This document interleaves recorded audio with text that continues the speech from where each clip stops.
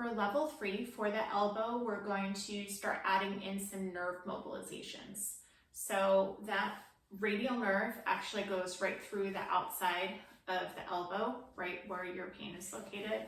So what we can do is go on our back like this, and we're gonna take our wrist and make a fist with our fingers. And then we're going to bring our hand down and bring the back of our hand toward our hip. So we don't want to face it out, we want to face it in. Okay, and then what we're going to do is bend our wrist kind of like that. And then we're going to straighten our elbow. So we're going to go from bent to straighten, bent to straighten. So this would be a way of moving the radial nerve through the elbow, which can help relieve symptoms in the elbow. So we're just going to go straight and then bent back to straight. What you can also do is keep the elbow straight with the back of the hand facing the hip, and you can slide the back of your head away from that arm and then come back again. You might feel a stretch in your arm when you bring your head away. So holding the wrist in flexion is important. If you loosen it, you might not feel a stretch as much. So keeping the arm straight with the hand in flexion, and then sliding the back of the head away and then toward again. You don't want to rotate like this. You literally want to just go like that. Keep your eyes up towards the ceiling the whole time. And you can do that for 10 repetitions going away and back again.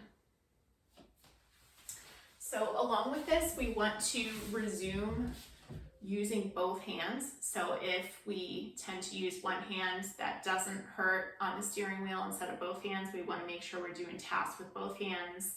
We also want to make sure we're doing heavier and heavier tasks with the hand that's affected.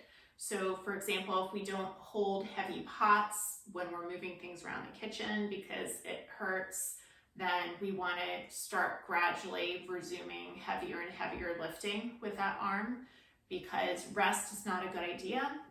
You just get weaker with your muscles when you rest. So it's not going to damage or harm the tendon in any way if you load it or use it. We can also just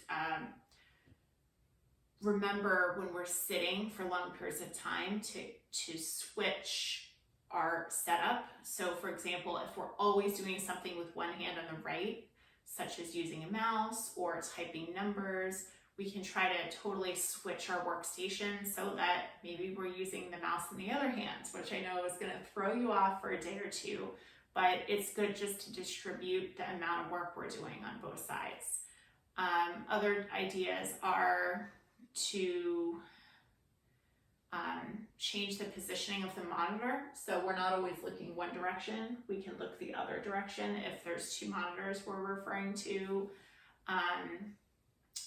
Maybe just change how close everything is to us so we're not reaching so far and using the keyboard or the mouse or something like that. So there's a number of ways to change your workstation. Just keep changing it in ways that you're able to, and see if that makes a difference with your symptoms. And if it does, try considering keeping it there for a week or so. So hopefully all these tips were helpful, and we hope you get back to your full health.